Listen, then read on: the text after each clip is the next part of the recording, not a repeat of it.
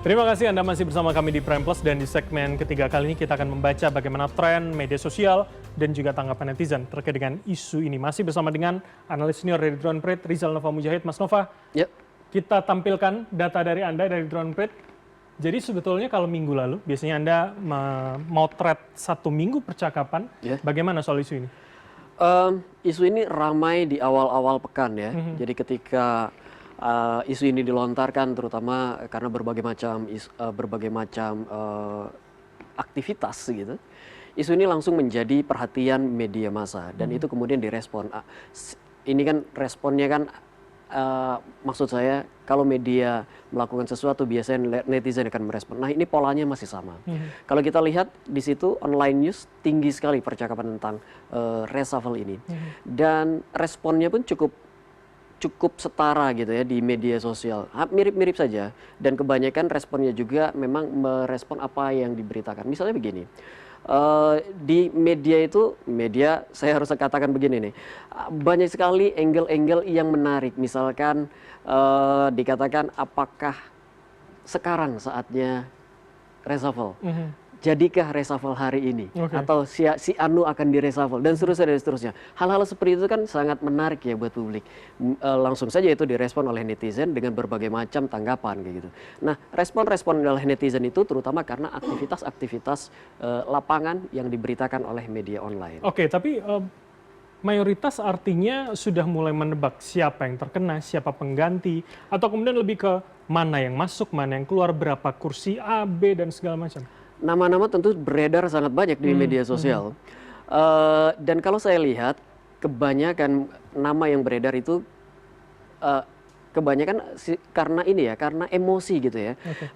Jadi kalau kita lihat misal gini, nama yang paling, maaf ini Bang, ada Pak Bahlil itu ada di peringkat atas, dia selalu top 5 nama yang disebutkan untuk diganti. Kayak gitu. Itu selalu masuk di situ. Tahan dulu kalau begitu karena ada kadernya di sini saya minta tanggapan dulu. Ternyata nama Pak Bahlil, ketum Anda itu juga sering dibahas oleh netizen. Ya kalau dibahas sih nggak jadi masalah ya. Pak Bahlil juga sangat terbuka untuk membahas hal-hal yang telah dikerjakannya gitu. Nah, yang kami tolak itu kemudian kalau proses evaluasinya itu tidak objektif gitu. Kalau kemudian kita mengharapkan satu menteri yang performance-nya tinggi, tadi kita bicara terkait dengan kemampuan teknokratik, terus kemudian pengalaman dan lain-lain sebagainya yang kemudian mendukung kinerjanya, justru Pak Bahlil memenuhi kualifikasi itu. Dan bahkan kalau kita lihat kinerja dari Kementerian ISDM, lifting minyak tercapai, kemudian proses distribusi SPBU, terus bahan bakar, terus kemudian mendukung tanggap darurat di daerah bencana, terus kemudian program-program kerakyatan listrik desa, listrik dusun, semua dilakukan oleh Pak Bahlil. Nah, itulah kemudian yang kami anggap bahwa proses sebenarnya penilaian atau proses perbincangan mengenai reshuffle kabinet harus kita bawa dalam konteks satu, bahwa ini adalah otoritas presiden prerogatifnya. Kedua, kita dalam melakukan penilaian memang basisnya adalah basis penilaian kinerja dan kemudian kebutuhan itu tadi. Jadi secara kinerja menurut Golkar, Pak Bahlil seharusnya tidak masalah ya? Artinya sudah bisa mencapai target-target presiden begitu ya, Mas Irwan? Bahkan kalau kita mau objektif, lifting minyak itu jauh melampaui daripada yang ditargetkan di BPR. Bukan keresahan bagi Golkar, artinya kemudian netizen selalu ada nama Pak Bahlil di sana jika membahas isu reshuffle. Kalau kami sih lebih mementingkan itu, bahwa Pak Bahlil telah bekerja dan baik yang diminta oleh Presiden, itu yang paling prinsip dan penting, kemudian selaras dengan apa yang diminta oleh Presiden dan kinerjanya terukur gitu. Dan saya kira netizen pasti akan memahami apa yang telah dikerjakan oleh Pak Bahlil sebagai Menteri SDM. Tetapi sekali lagi bahwa proses reshuffle kabinet ini tidak berbicara terkait dengan Pak Bahlil secara personalnya aja. Baik. Tanggapan Anda, Bang Rey. Anda tertawa artinya tadi melihat itu. Apa yang kemudian bisa? Kalau Pak Bahlil ukurannya beda sendiri. Suksesnya itu dibuat sendiri oleh Pak Bahlil. Menurut Anda begitu? Menurut Golkar. Nah, makanya susah itu diganti karena ukurannya tergantung ukuran Pak Bahlil dan Golkar juga gitu. Dan alih-alih diganti yang ada malah diberi lagi jabatan oleh Pak Oke. Prabowo. Meskipun Baik. jabatan ex officio kan, sesuatu Oke. yang tak terhindarkan. Oke, Tapi baik. mungkin perlu kita dengar nih, apa sih sebab Bahlil ini menjadi orang yang paling banyak diciutkan untuk diganti itu apa gitu.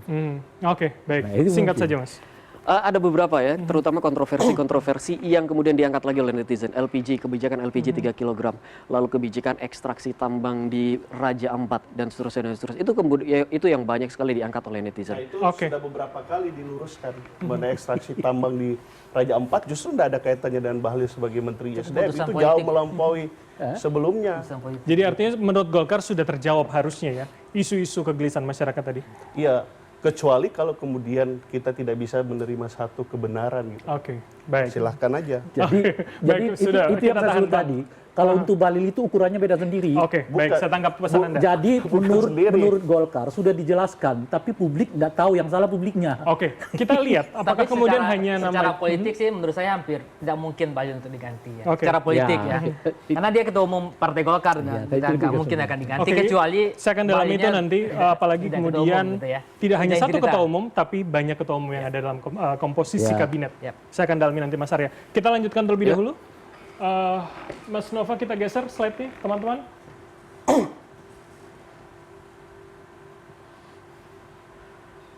Baik, apa yang bisa kita baca Mas Nova? Kalau kita baca, pertama itu trennya diawali oleh pemberitaan ya. Di pemberitaan naik begitu tinggi, lalu kemudian direspon oleh publik di media sosial. Dan trennya ini kalau kita mengingat reshuffle sebelumnya selalu seperti ini. Berita selalu menjadi sumber utama isu-isu tentang reshuffle. Banyak orang kemudian, berita itu kemudian banyak ditanggapi oleh pengamat, ada kritik, ada segala macam. Nah itu kemudian yang diangkat oleh netizen. Dan kebanyakan kalau kita ngelihat tadi, kalau kita lihat di slide sebelumnya, itu kan yang paling tinggi engagementnya adalah YouTube, TikTok, dan Instagram. Itu artinya kanal-kanal yang berbasiskan pada video dan gambar, itu menjadi kanal yang paling favorit. Oke.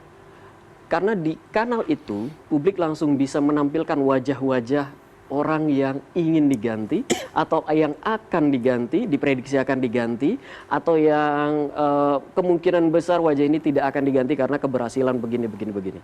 Nah, itu adalah kanal-kanal, itu adalah bagaimana pola informasi di media sosial beredar. Jadi selalu merespon dari apa yang disampaikan di media massa. Oke, mengamplifikasi itu ya, kemudian pada bahasan media Bukan sosial. cuma mengamplifikasi, Bram, tapi meresponnya itu ada yang mengkritik kan, ada juga yang tidak setuju, ada juga yang mengkritik dengan catatan, atau ada yang setuju agar ini diganti dan seterusnya. Kira-kira polanya seperti itu.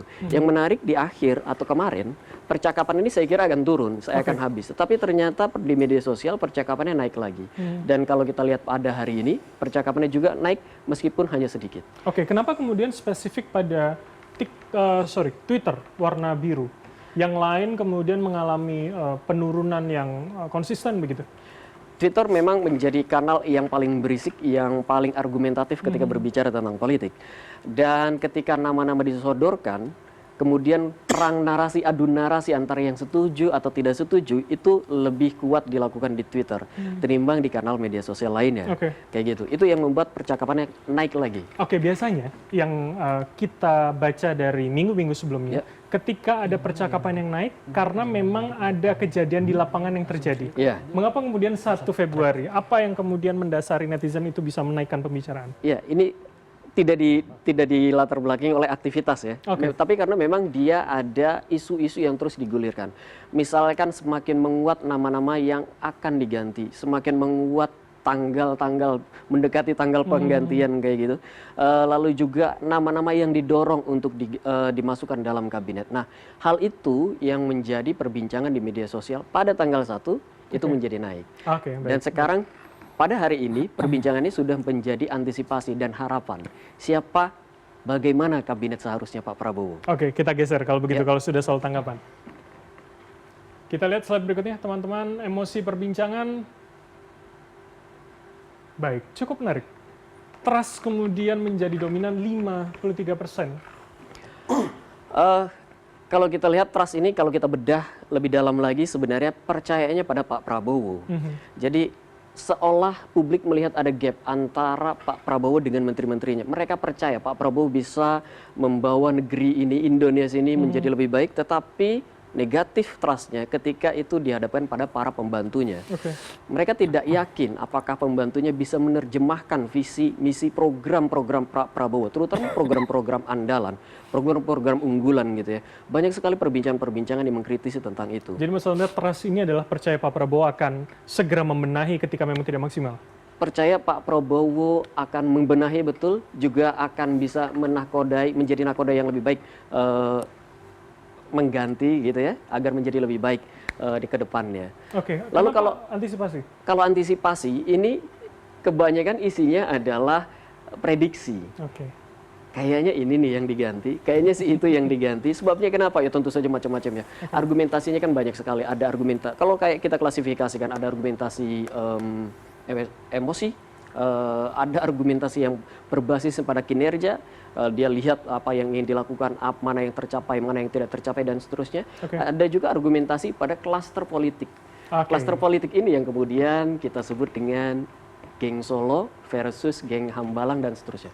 Klaster ini yang menjadi menarik ya. Mas Arya, saya minta komentar Anda. Satu soal klaster, kedua ternyata trust-nya kepada presiden yang cukup besar. Soal klaster 58% ya. Sama 53. Oh ya, 53.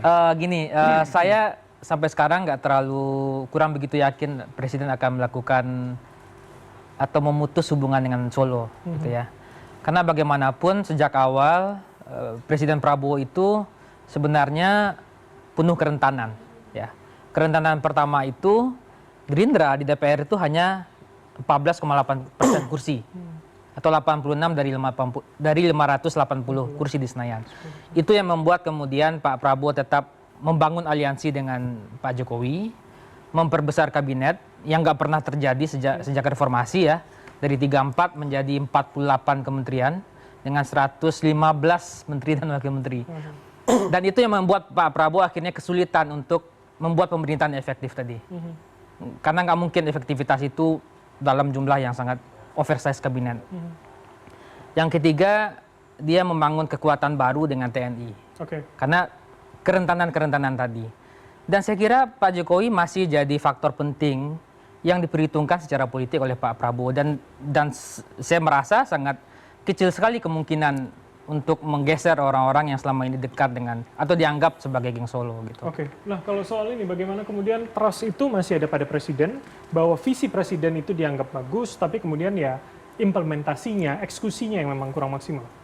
Ya Pak Prabowo saya kira karena kerentanan tadi itu, kemudian membuat kebijakan-kebijakan yang populis.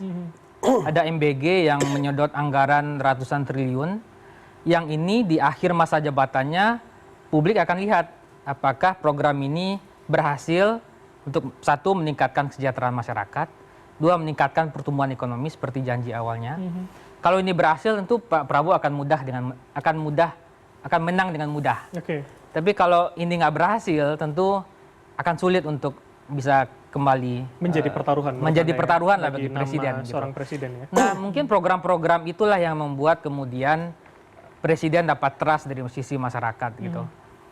Karena program-program yang punya efek langsung kepada masyarakat selain bansos. Baik. Ya. Mas, kita akan geser dulu, lihat slide berikutnya sebelum kita mendalami lagi nanti.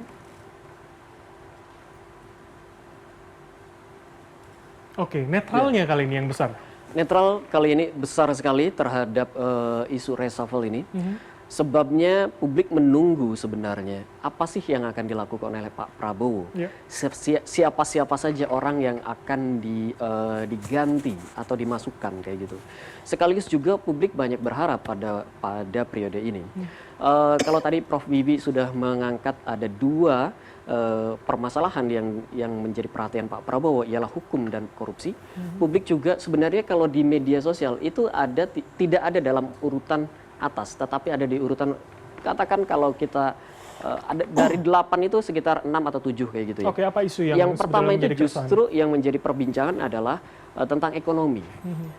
Harga-harga mahal, karena MBG salah satunya, harga bahan pokok makanan mahal karena MBG.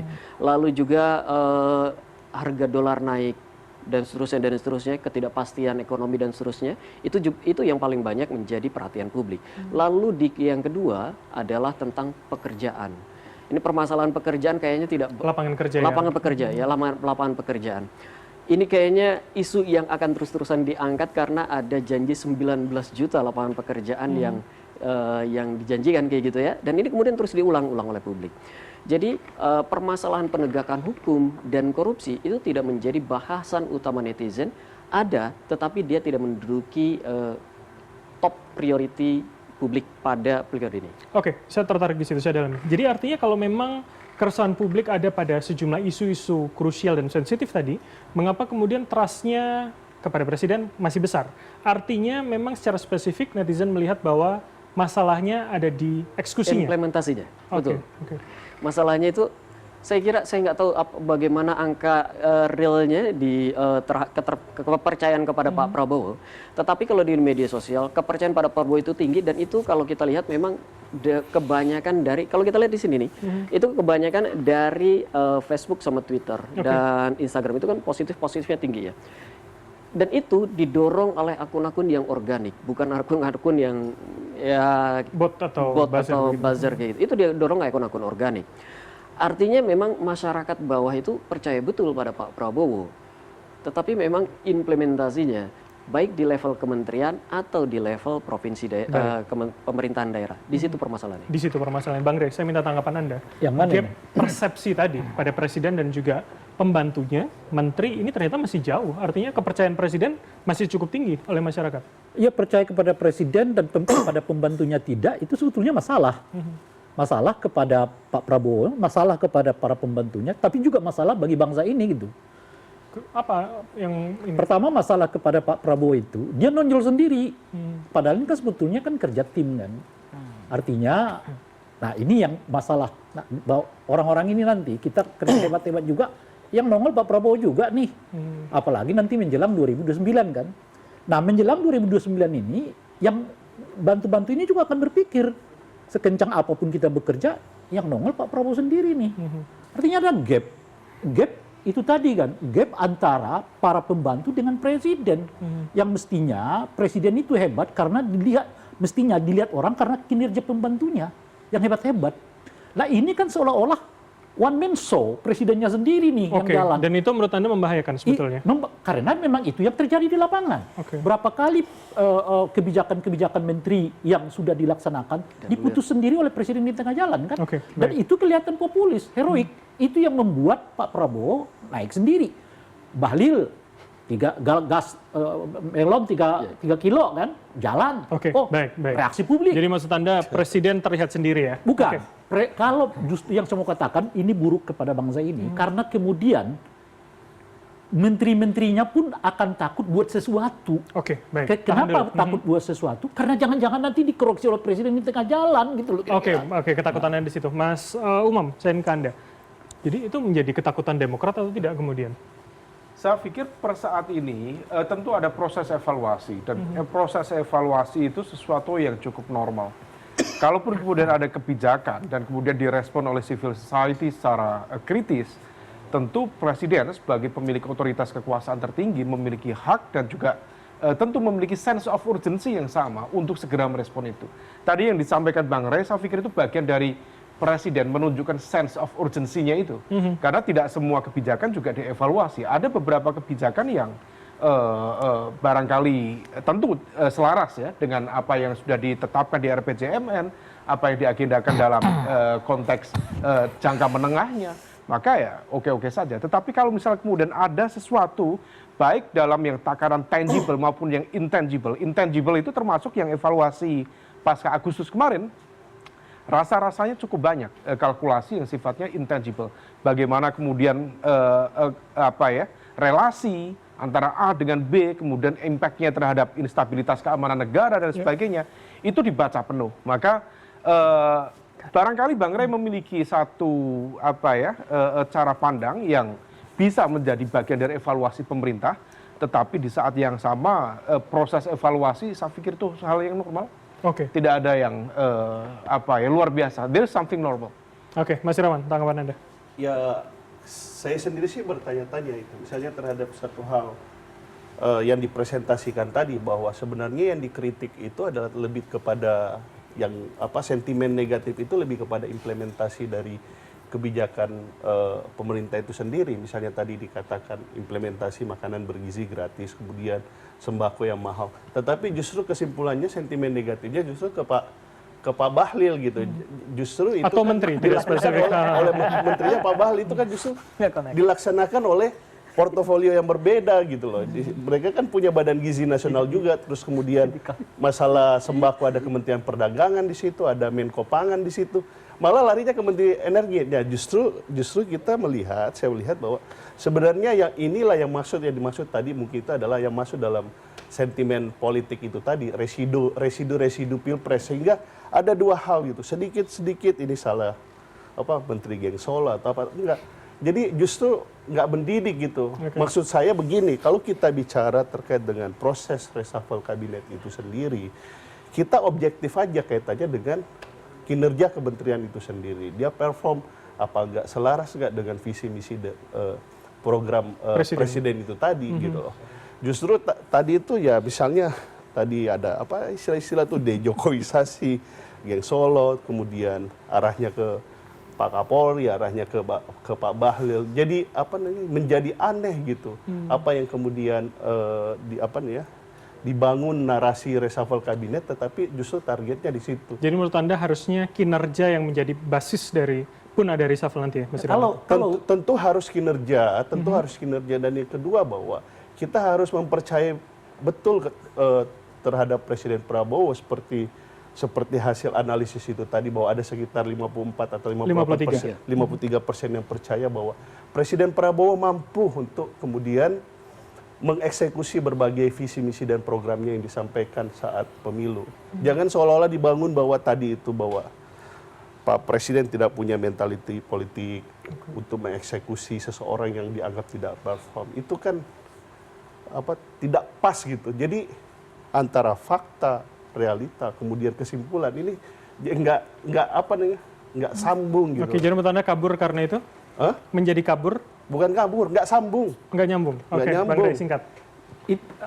Makanya reshuffle itu kan tidak melulu karena kinerja. Apalagi kalau kita merujuk kepada 4 reshuffle yang sebelumnya, mana karena faktor kinerja di situ. Peristiwa karena ada yang didemo diganti, ya kan? Kemudian ada nama yang tersangkut dengan korupsi diganti. Kan nggak ada peristiwa karena kinerja tuh. Oke. Mungkin yang dekat akan kinerja kayak Ibu Sri Mulyani. Tapi ingat loh ya, Budi Menteri Koperasi sebelumnya. Budi Ari baru Julinya dipuji-puji oleh presiden, Septembernya diganti kok. Oke. Jadi kalau kita lihat problemnya, nggak ada nih kelihatan yang empat itu basisnya karena kinerja. Karena itulah mungkin reshuffle yang sekarang berbasis pada kinerja itu. Menurut salah Anda satunya. pun terjadi karena kinerja atau bukan? Salah satunya menurut saya kali ini adalah soal kinerja juga. Tapi itu minor. Iya, kalaupun terjadi. Dan di luar yang kelihatan konsisten ini kan cuma satu nih. Oke. Dejokowisasi itu. Baik. Oke. Kalau dejokowisasi itu agak konsisten. Di September kena, di bulan yang sekarang kalau benar terjadi, asap-asapnya juga kedengaran akan begitu gitu. Oke, baik. Tahan dulu. Saya sebenarnya tertarik pada statement. Ukurannya beda sendiri. Nanti saya lanjutkan, Bapak sekalian. Ini sebenarnya pertanyaan inti. Bang, kita Kenapa jeda dulu. Prabowo harus dipisahkan Nanti dengan Jokowi? saya persilahkan untuk kita tetaplah bersama kami di Prime Plus.